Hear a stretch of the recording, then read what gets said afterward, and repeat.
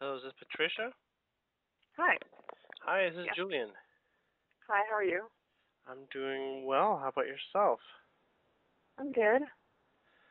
I just Well, I'm actually came sorry. outside. Okay, I see. Sorry about the delay, but Oh, it's okay.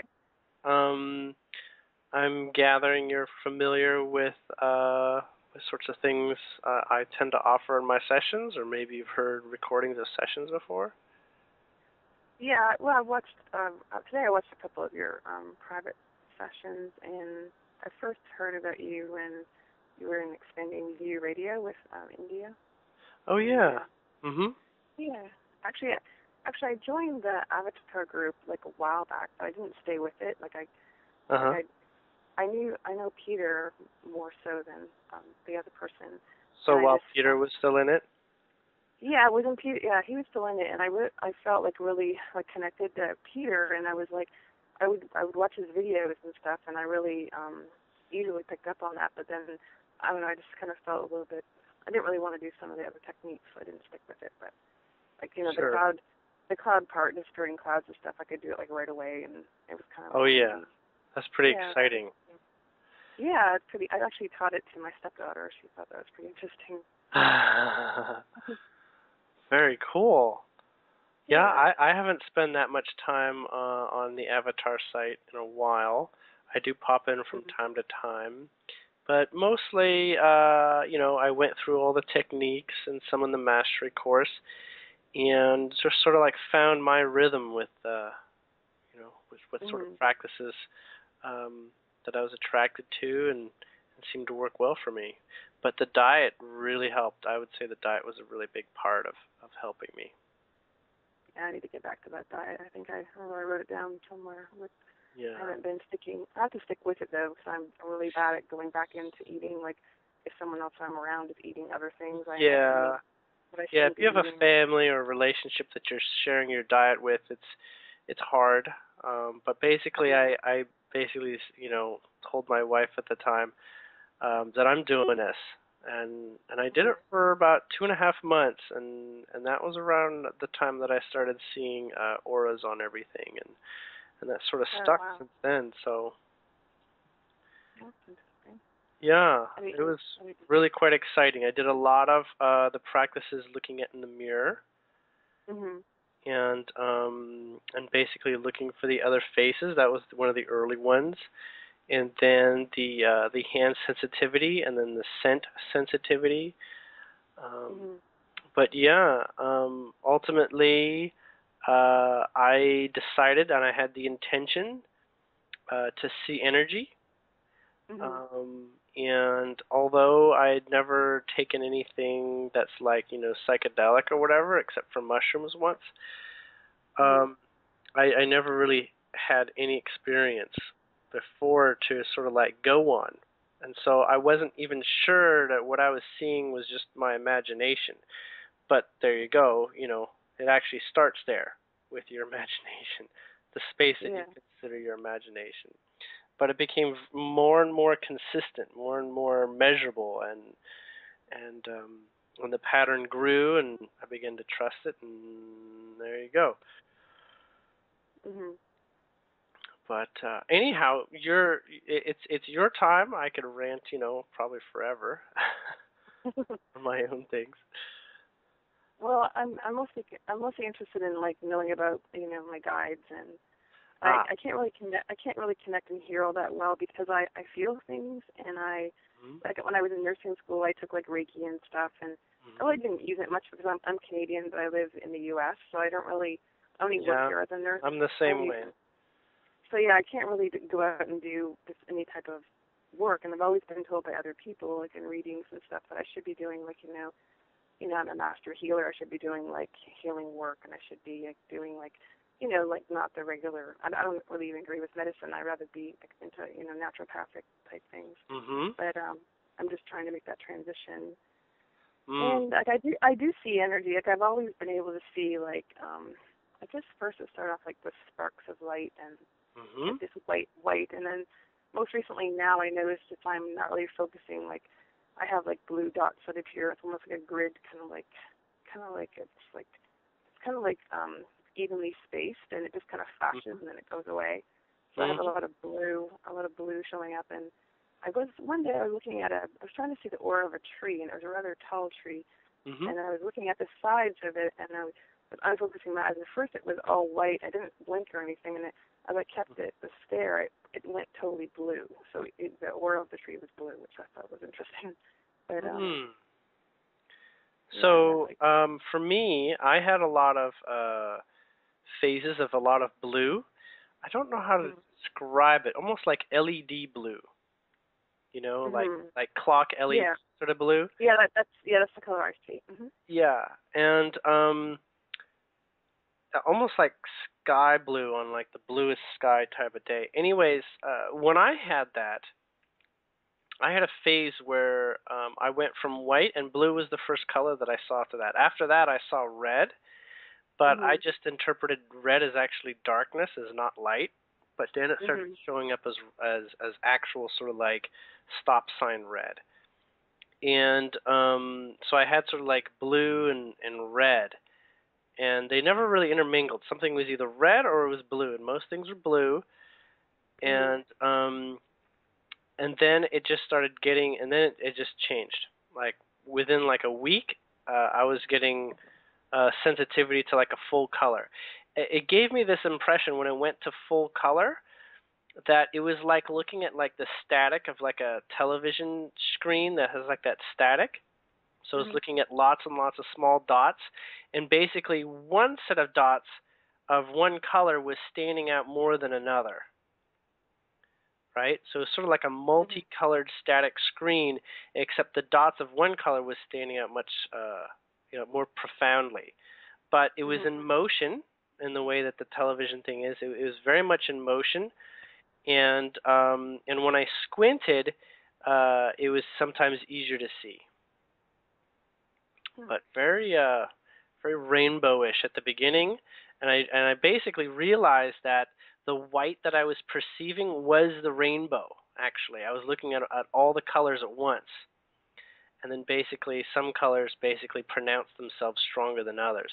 And the blue was the first, and I sort of feel like that was because that was the energy that my third eye was expanding really quickly, and it was associated with my my pineal gland and the energy of there. And I also remember when I was much younger, this meditation yoga that my parents followed, they basically said when you see the blue pearl, when you see the blue light in your meditation, that means your third eye is really opening up.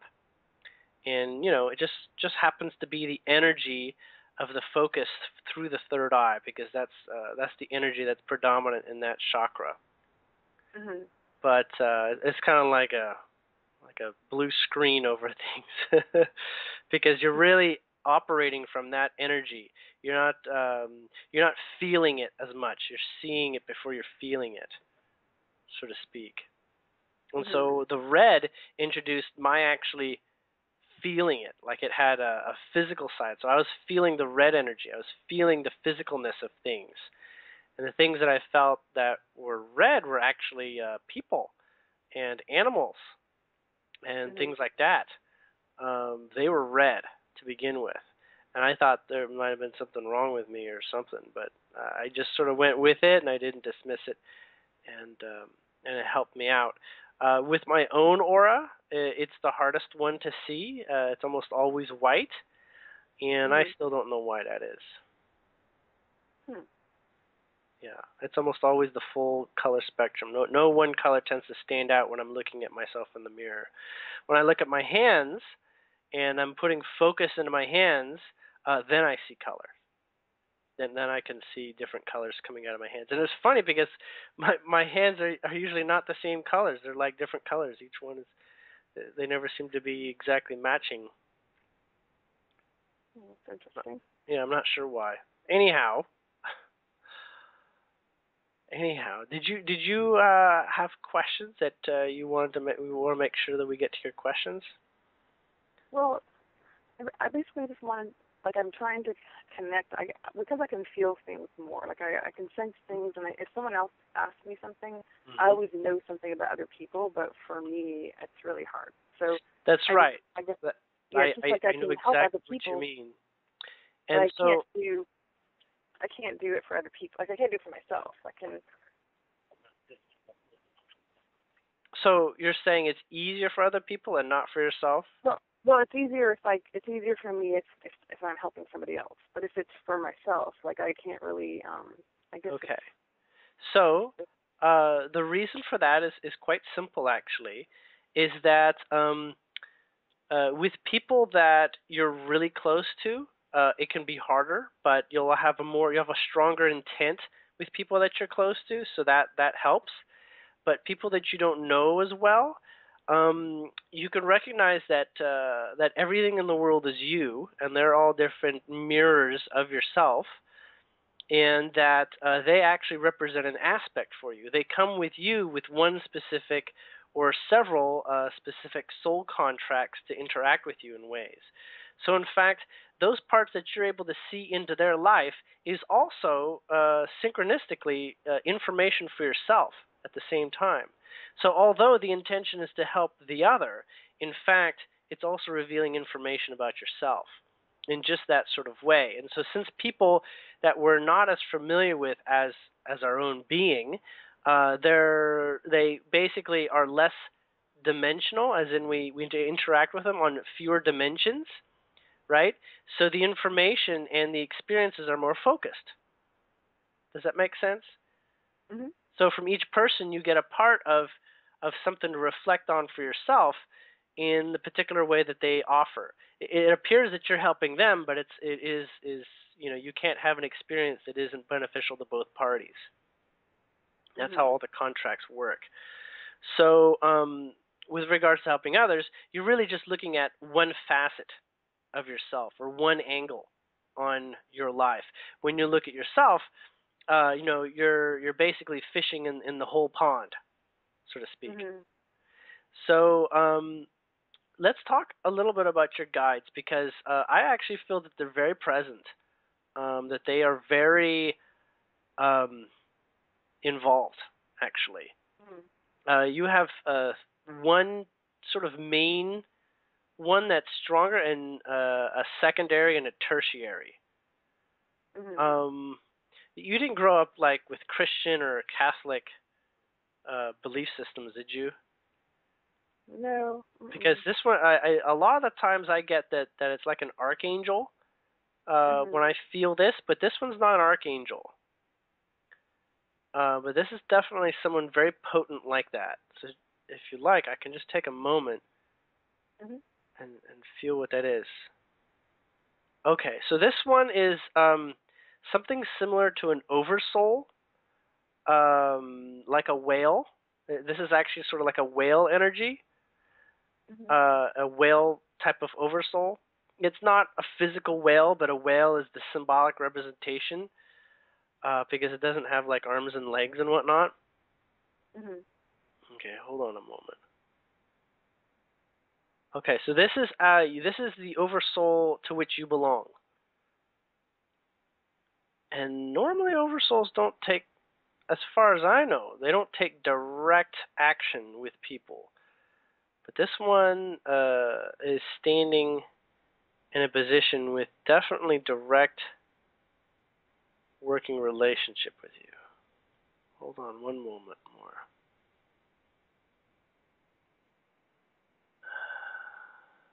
Okay. This one's voice is very kind of booming. It's very, I guess you can say, intense. It reminds me a little bit of talking to the sun. So I'm just going to take a moment. I have a feeling I might just get blasted with a message or something.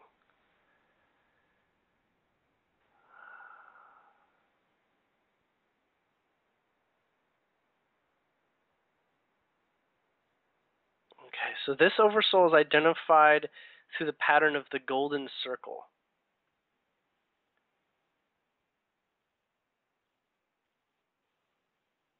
golden circle. Yeah, it's identified as the golden circle. It has a very strong appearance to like the the Lord of the Rings ring that's like glowing yellow, sort of thing. But that's not it. It's just apparently gold rings are a representation of this truth, of this symbolic energy. Okay. I'm getting the word Atmos, like Atmos, Atmos. Is that a name? I believe, yeah, this is something to address it by. Okay, I'm gonna have to get this next part. It's a little bit complicated, so I'm gonna have to go a little bit deeper in my calmness.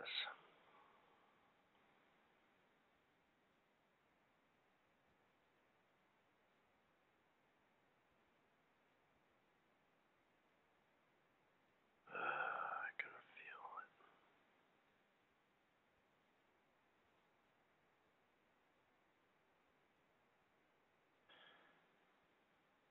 Ooh, okay. I definitely wasn't expecting this. What? Atmos is like a world clearer.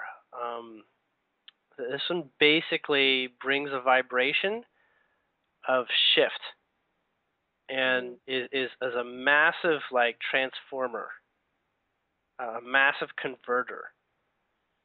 But it on a human level, what it means is that it's going to bring like the emotional spectrum into play, to be observed and to be understood better. The emotional spectrum is going to be almost like more important than the third eye.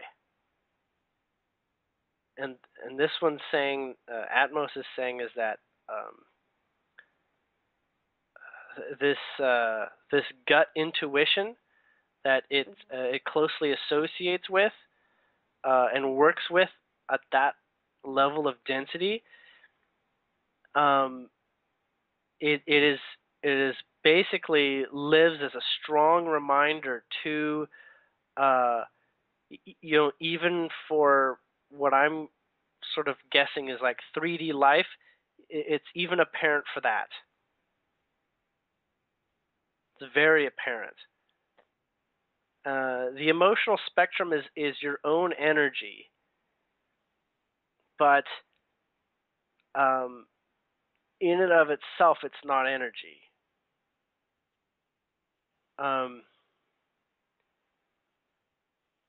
He's talking about the full spectrum of emotions are necessary.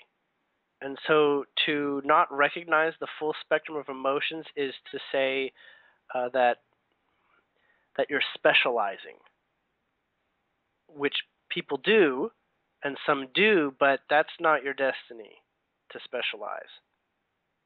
That's not in your contract to specialize. What does it mean by specialized? As in not to just think of light and love and not to focus on negativity. Okay. Right? But to actually recognize every emotion frequency.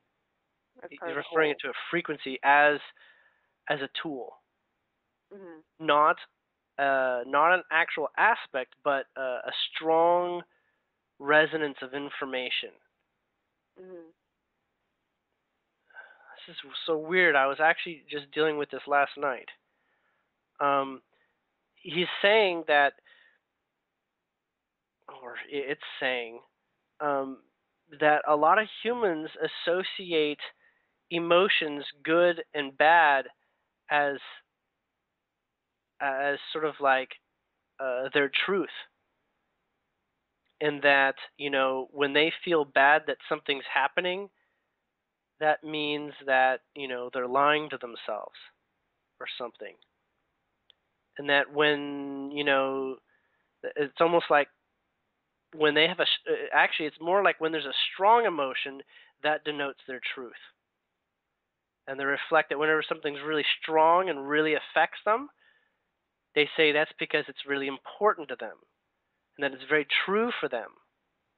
Because if it's strong and it's emotional, that means it's important, right? Mm-hmm. But in fact, that's not accurate enough. The only thing that is your truth is when there's energy coming through you, it feels good. That's positive. And the energy will come through you when you are aligned with your greater truth, like your soul's intent and your higher being's intent.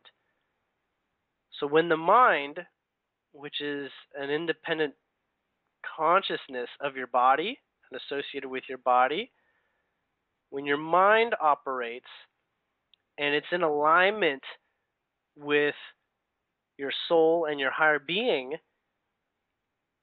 this will feel good because energy will come through and will be allowed. It'll surge through your body. It'll raise your energetic frequency. And it may not, actually, no, that's not true. It will not necessarily raise your energetic frequency, but you will have more energy accessible. And when you feel bad or poorly, that is pinching off the energy that's coming through, he's saying. And it's important in that you realize that you are cutting it off. Not that it's important and you need to pay attention to it.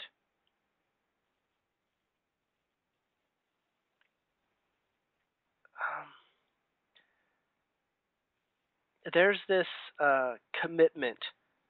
There's these sets of human commitments that people make, such as marriage, for instance. Mm-hmm. And people wonder why they're meant to live with any discomforts, because the other person is, you're tied at the hip with someone, and there's discomforts, and they're wondering why, why we should accept that, and many people don't. They just accept it. They just accept a degree of disharmony or discomfort, and they don't speak about it because it's an agreement. It's this whole, I put up with enough of you, and you, because you're putting up with enough of me. And they come together almost like, getting symbolically, like tying a large dog's leash to the leash of a small dog, and the large dog has its way with wherever it wants to go, dragging the small dog around. Whoever has the stronger potency in the relationship will ultimately steer the direction of the relationship, and one person or even both at times will feel oppressed by the other person's presence. But in fact, there is no point in the broader approach to life to believe in any need for persistence of discomfort. Mm-hmm. There's this place where we assume we all live in one box, but we all live in our own.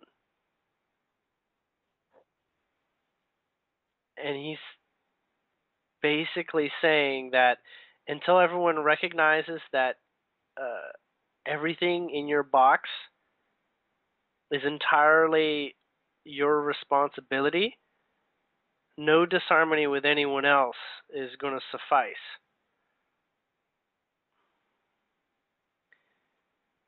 He's actually suggesting something to do.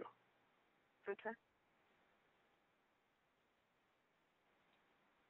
Take a look at nature, Earth nature.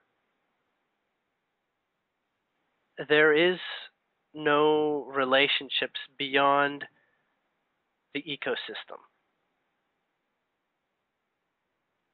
There are insects and animals that mate, obviously, and plants have ways of procreating that are even more different than humans. But in fact, there is a lot to be said about being natural in your environment. And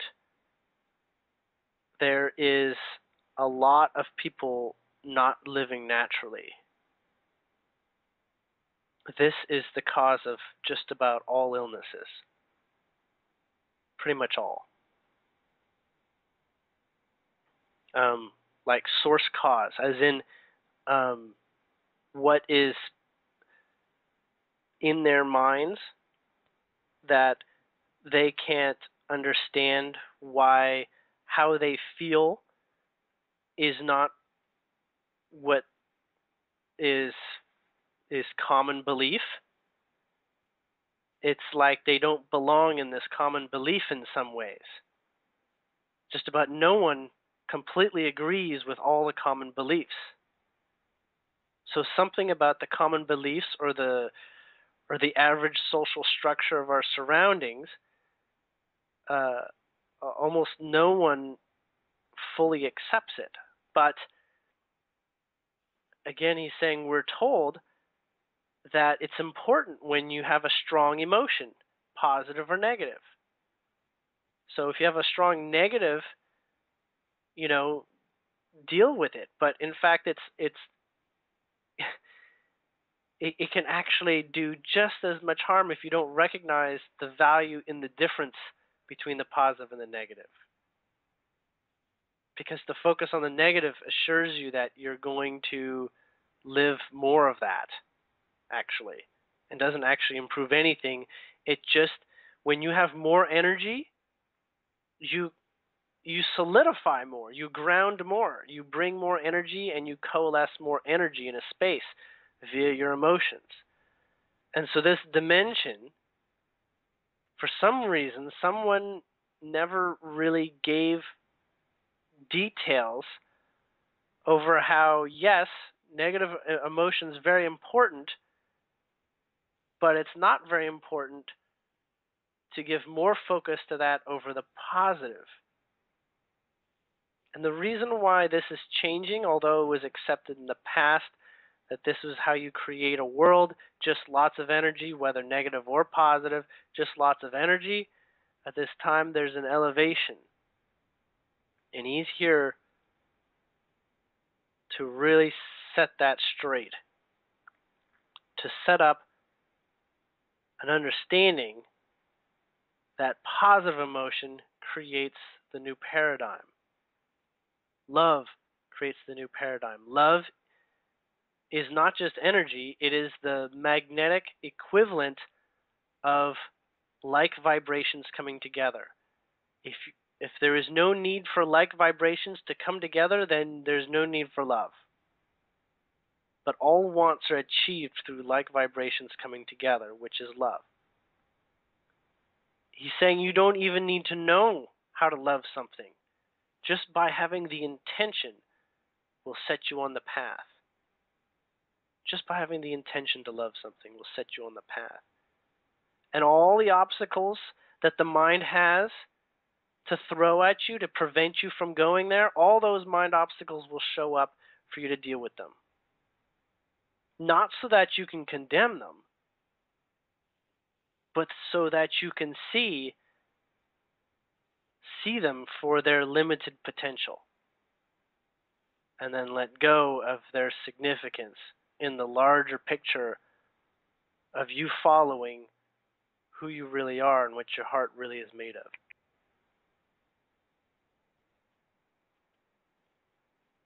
Okay, Atmos just went. Oh man, that was weird. So anyways, he just sort of like calmed down. I guess that was his primary thing that he wanted to share. Mhm.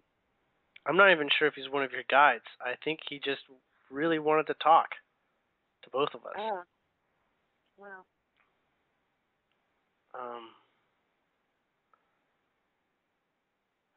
Did you have any questions since he's kind of in the presence? Well, I'm curious if he is one of my guides. Is he like? Is there a reason why he came first, or is it? Um, he was the one with the strongest intention to share. No. Yeah, he was practically knocking the door down positively. It's a weird. He reminds me of like looking at like a sun, but like eclipsed. Oh wow. Does that make sense? Mhm. Very similar to that, like a moon in front of the sun. So it was like a ring of light, yellow, gold light. A little bit on the orange side.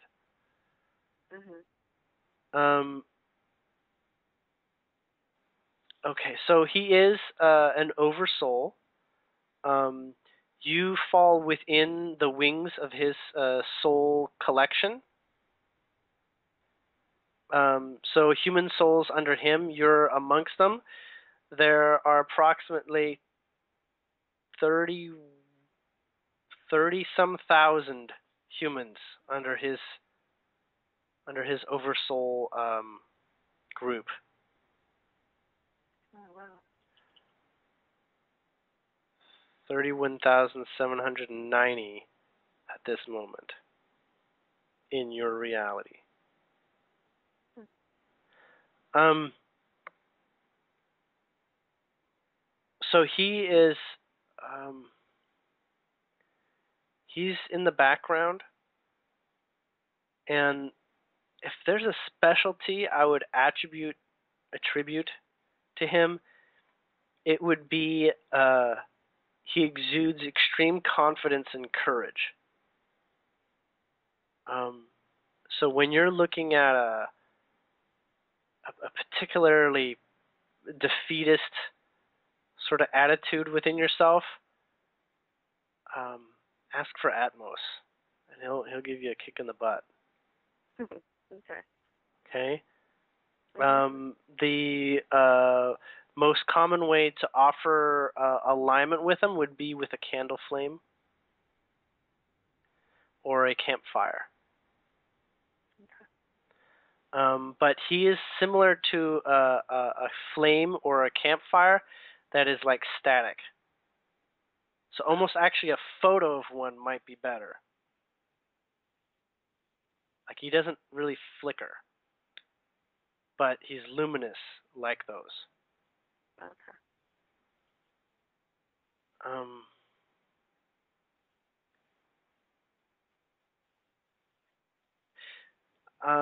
he's also suggesting more sunlight. Yeah, I've been trying to do that lately. I've been trying to get in the sun more. And don't wear sunglasses Okay. ever. He's I saying have ever like ever. ever. I stopped wearing those. I had to get eyeglasses like it was in the past year, and Okay. I use them for driving, and I don't really wear sunglasses anymore. Okay. Yes. You may squint a little bit at the Mhm. beginning, but he Mhm. says that is nothing compared to the benefits. Okay. And your eyes will develop to actually handle brighter sunlight as the summer months help you develop for that. Mhm. But apparently humans spend so much time indoors they don't get a lot of time to acclimate to the outdoor light. So lots of open windows, as much natural lighting as possible at all times. Um, have you ever tried sun gazing? I have a little bit. I've tried it a few times. I try it, when the sun's setting. I don't really Mm-hmm. do it when it's glaring or anything. But yeah, I've seen like pretty. Like one time when I was looking, it was all the colors started like bouncing, and they were like spinning. There was like colors spinning around. They were Mm-hmm. going different shades, and then it was like almost like mosaic kind of patterns. It was like really interesting. But yeah, I've seen a lot of different, changes as I was looking with sun setting. I'm in Maryland, so it's really pretty sunsets here. Ah, yes.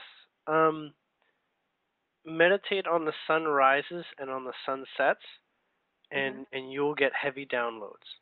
The mind may not be able to process them, but you will receive them, and they'll show up in short order, either within hours or days. Okay. So if there's a feeling of stagnation at any point, or extreme curiosity, that's what you would do to have the largest effect. Okay. And you're talking at least 15 minutes minimum. As much as possible in a sitting. 30 minutes probably good. But this isn't sun gazing. This is only at the sunset or at the sunrise. So you'll have to find a time, and you'll want to make sure that you're not looking at the sun necessarily over the mountains, because the mountains might be elevated. So you want to make sure that they're very low on the horizon. You can also do sun gazing with clouds on cloudy days. It can be kind of intense. So if you're not familiar, you can look to the side of the sun. You can look in the general direction and work your way up, looking directly at it. So you slowly ease your eyes towards the sun as the discomfort goes down. If you get into a period of doing a lot of sun gazing, then I'm getting you should make sure that your oil intake is up. Your healthy oils are up.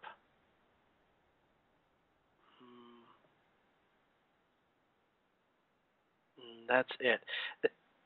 I want to make sure we get to your two other guides, if that's all right, because they're kind of not fidgety, but something.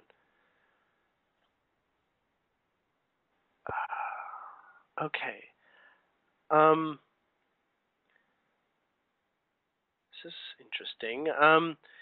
Your next sort of major guide, I don't know how much you're into mythology, but this is like an elf. Oh, okay. Like a white elf, nearly white skin, not white skin, but nearly white skin, pointy ears, something like out of Lord of the Rings. And this one, and this, I can't even make this up. This one looks like Legolas. It has a bow and arrow. This is part of his tools. Actually, I can't even. Yes, it is a male, but it's very androgynous.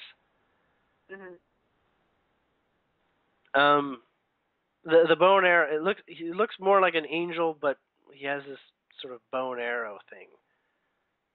All right, he's telling me to shut up, so I can. He wants to tell me specifically what to say. He doesn't shut up. He's just. I'm going to cut to the chase. Okay.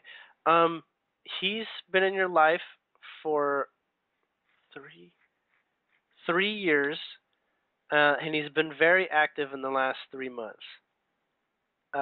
He is strongly backs you up in your intentions, and he's almost turning you like into the male modality of intention, as in helping you key in and focus. You've been asking for this, greater focus, greater awareness of your intentions, and more follow-through.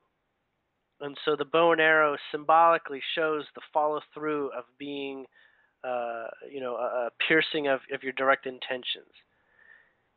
A lot of what he's working with you on is in the realm of preparing to understand what your intention is. There is this not really seeing what you're made of, that once you know what you're made of, you hold a lot more energy and confidence with the direction that you take. And So he's a part of that, and he's also a part of refining what your heart is.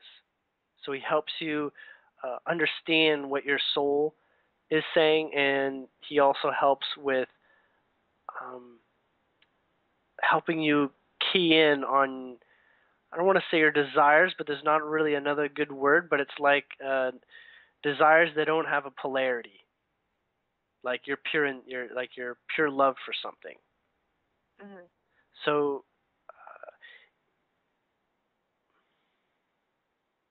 he is the energy of Artemis, Artemis, Artemis. Um, One of the reasons why he's perceived as an elf as well um, is because he lives by natural law, which is like the law of the land. But the law of the land is actually different depending on what planet or plane you're on or dimension you're on. So you live on the planet Earth, and so um, elves live on Earth and are from Earth in different planes of existence. But essentially, the rules that our Earth offers in the dimension that the elves live in and the dimension that you live in are the same, and the Earth or Gaia offers the same. And basically, to align with what Gaia offers. Some people receive this message directly, and they become quite zealous over protecting Mother Nature. But that is not exactly what he means. What he means is that the way that Gaia offers is extremely potent to help us move forward. Gaia offers to us in many ways, not just resources, but in the climate and in the setting, and in the sense of the spiritual side as well. So what settings give us pause to think and to have awe are also the settings that bring music, and the settings that natural music such as birds and whatnot. All these are basically natural resonances of high level of balance. See, Gaia is in balance. It's the human consciousness that wants to extend its projections, and in order to project well, it's to be in balance. Otherwise, experiences will appear as if they can only happen once, or they're one-shot things, and so therefore we call them coincidences, or we call them things that don't repeat, or chance and whatnot. But when in balance, uh, you know, you gain the confidence of knowing that this can happen whenever you choose.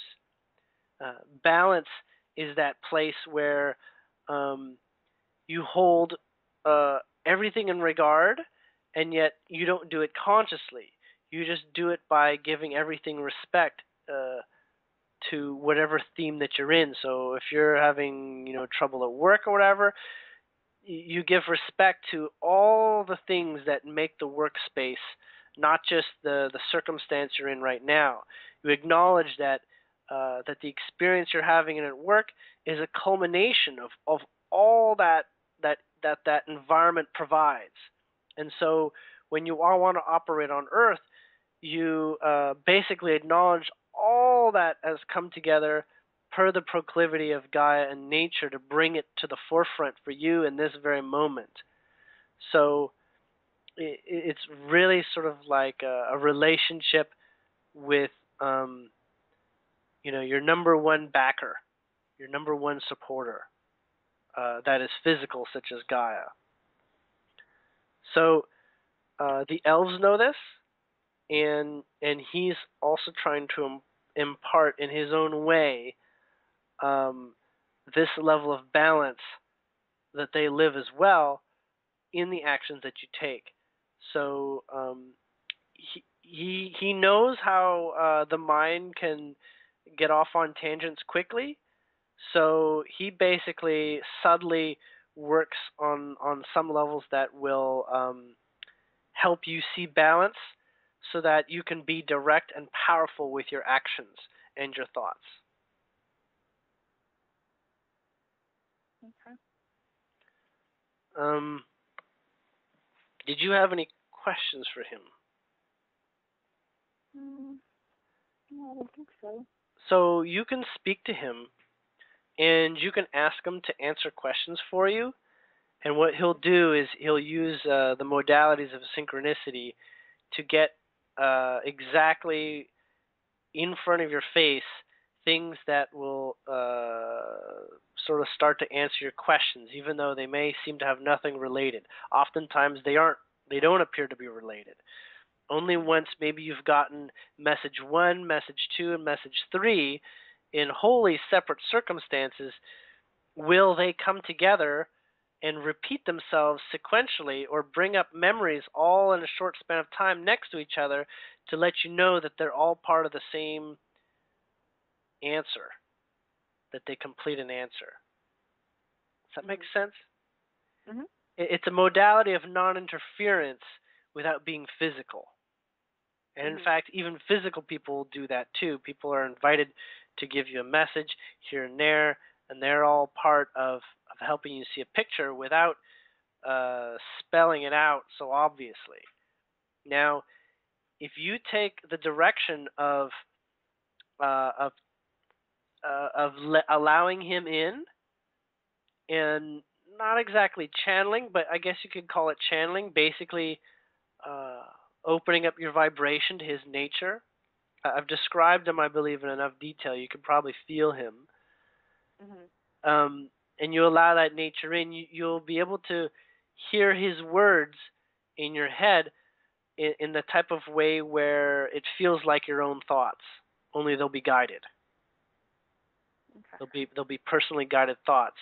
And you'll want to, be in a contemplative mood or a meditative mood. And the rune or symbol or what have you for him would be an arrow or an arrowhead.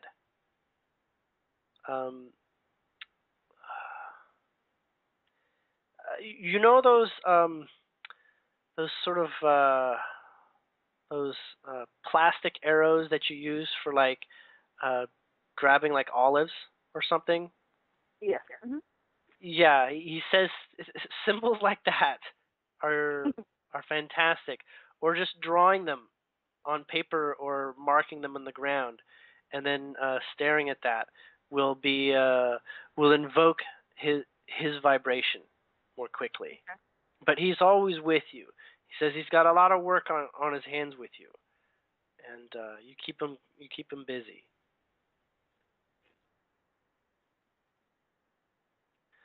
And you can refer to him as Artemis or Artemis. Okay. The third guide, or the third being that is present here,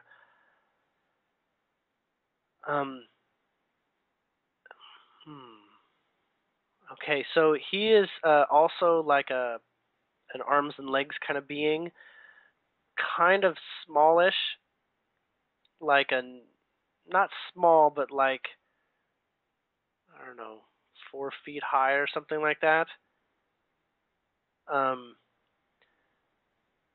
Not like a hobbit, but not stout or anything. I would say this person is a bit more like a gnome, but not of the gnome or fairy family. This is just a being. And this being is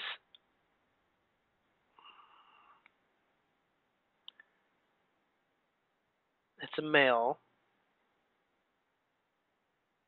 And his intention is to keep your mood light. He's not exactly a jester, but that's probably the closest thing I can come to it. But his primal intention is to keep you from grounding negative experiences and to try to keep things light. He's new to your life by about 3 months. Um, he's known about you and begun to work with you up to 5, even 7 months ago, but he's only been really more active on your contracts and your arrangements in the last 3 months. He holds things that you take very seriously. It's as if his job is to make sure you don't take them too seriously. Not because you don't have great loves and great respect for things, but this apparently has been asked for so that some things don't pull you down, so that you don't get close enough for them to, for you to sort of experience the polarity of something that you're almost expecting to occur. So he keeps the relationship light for you in some things, or he helps you keep relationships to people and subjects and circumstances lighter, so that the more difficult experiences don't have as much limelight. Does that make sense? Mhm. He doesn't really have a name. Well, it's sort of a name, but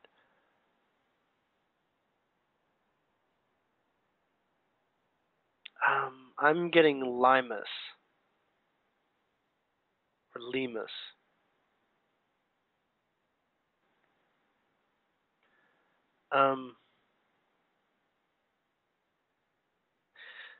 So he's actually telling me something about all 3 of these beings. Mhm. They all have a relationship in Greek lore, actually. Greek and ancient history, and in the Greek, Roman, they all have relationships in that period of time, and that's because you have past lives from those eras that are active in you right now. As in those lifetimes experiences you've had there are coming to benefit you at this time, as in perspectives and knowledge and basically themes of life are active for you. You don't have any Greek in your DNA, do you, or anything like that? Not that I'm aware of. Okay, and you're Caucasian? Yeah, my family is like I guess I'm Irish and Scottish because in Canada, I guess our last names are like can be traced back to those areas. Okay. Well. Anyways, it doesn't matter. You basically have, if you choose to, you can go into some of the Greek lore, or basically Roman and or older than that. Like basically, actually not Roman. I don't want to say Roman. Roman's not correct. It's basically ancient Greece mythology, and you'll find truths there that, in terms of sort of like themes of life and whatnot, that are being applied right now. They're not necessarily going to help you, but you're going to begin to see how, or it may begin to help you to see a little bit of why your life is looking a little bit like a jungle right now.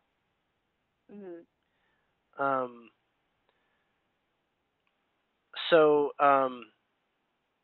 part of the reason for this is that there's this budding of civilization and how civilization becomes civilized. And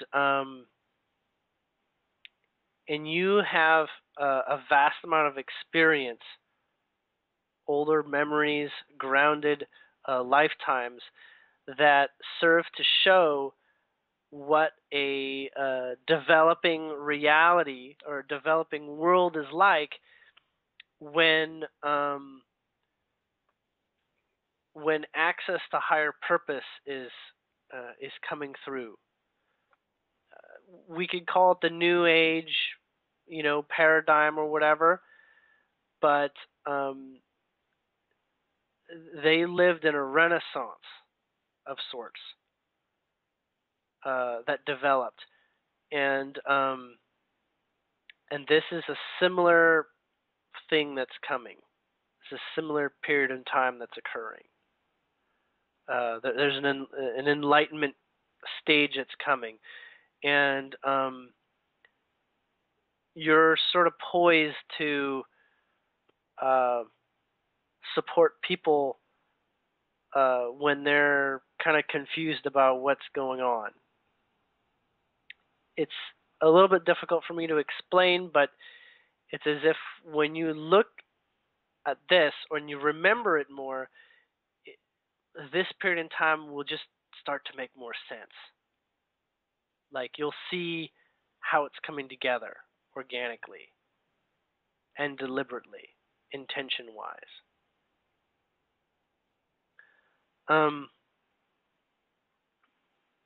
And Limas he's kind of I don't want to say historian, but he's kind of there to ease in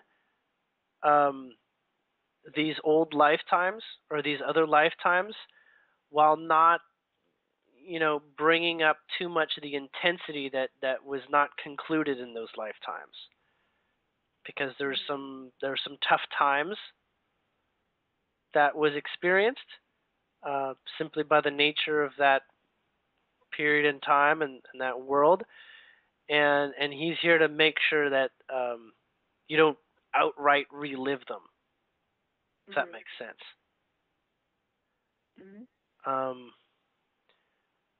He's saying that since about 2013 is when this was all sort of developing. This is all sort of beginning, and he wants to say one of the things that's really important is that they believed in things that we don't acknowledge anymore. There was this place where, in that place in Greece and Athens, where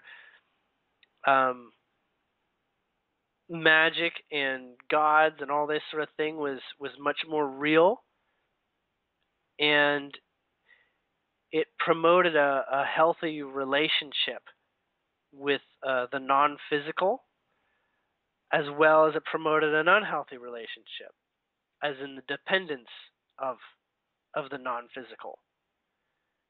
In this place, the balance between the non-physical is going to it's meant not to be feared. It's meant to be harmonized and invited holistically and in balance. If that makes sense. I think that's what he means. Your energy site is going to get stronger, and you're bound in a direction that's going to experience non-physical information, not necessarily beings, but non-physical information sooner than others, much, much sooner. And your intuition is going to begin to really pick up as Atmos is helping you in alignment and with your alignment at this time and this period in time. But essentially, you're looking at really sort of standing in a position as a visionary in our near future. I don't know how you feel about that, but that apparently is the scope of what they're sharing. At least Limas is. That's interesting. Is that what you expected? No, not really. Like, I've been told different things, but I don't really. I just, like, I'm aware of a lot of things, changes, and a lot of times I feel like I'm not really here. Like, I just have these weird experiences that happen to me, and I just kind of go with it. But, other things in my personal life are kind of, like, difficult. So it's like everything you talked about makes sense totally. And it's been I'm always trying to open up that part of it, though, everything we're talking about. I'm always trying to, I'm just always, my focus. Pay attention to the weird. Pay attention to the things that are not likely. Mm-hmm. Pay attention when people act weird. Okay? Mm-hmm. The weird sometimes is there to make you take pause. I want to say that you're living in an illusion. You're living in a reality prepared for you in a dream. Okay? Mm-hmm. So when things look weird, that's an opportunity to become lucid. Mm-hmm. Okay? So I recommend definitely setting an intention to take a moment when things are odd or extreme, to take a moment and step back and give yourself a moment to maybe at least give yourself a position to say, there's something here important, there's something significant, there's something to share, there's something I might be able to get, but I should at least take notice and maybe remember this, because it may be a piece of a puzzle. When things are odd, that means there's almost always some sort of non-physical involvement. It's like a glitch in the matrix. Mm-hmm. Okay? Mm-hmm. So I would recommend definitely taking note of that. And Limas is saying, yeah, in fact, he's sort of there. When you get really puzzled, you can ask for his help. When you get really confused, you see, Limas, help me, help shed some light on this. Make this a little easier to understand, or give me a sign that I'm on the right track, or something. Okay. Mm-hmm. He doesn't have a symbol, but he's saying you can flip a coin. The action of flipping a coin, whether it's heads or tails, is kind of the way to invite him more consciously. Okay. In fact, if it was a coin that was not an American coin, apparently there's programming in those. Oh, okay. So find a foreign coin, and not Canadian either. Not Canadian. Okay. So not Canadian, not American, but any other currency, just a coin. Okay. And keep that, and you can flip it, or you could just hold it, or think about flipping it while holding it. It's not quite the same thing, but it is when you're conscious that you're facing a bit of conundrum and you don't want to be brought down by it.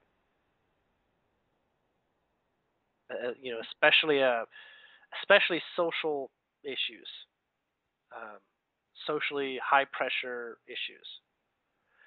Now, you do have. So, if I may, I can see a symbolic representation of your higher being. Okay. This can shed light on a couple things. I know we're going over time. I hope that's not too much. Fine. Okay.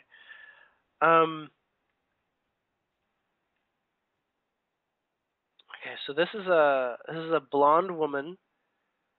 that wears silver and um, sort of sheer silk, like sort of like slightly see-through uh, cloth.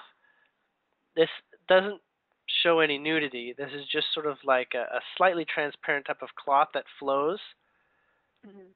This one is not standing on the ground but floating with toes pointed downwards. She has circlets around her forearms up to her elbow, from just past the wrist up to the elbow. Mhm. Um, and she has these. I've identified these as pre-wings. They're sort of like light wings Mhm. that, for some people, become like physical wings, like feather wings. Mhm. So the sort of like the energetic imprint is there. Mhm. I gather if I had looked at a picture of you, these wings would superimpose them on what you look like. Um, she's blonde, but I don't know if you're blonde or not.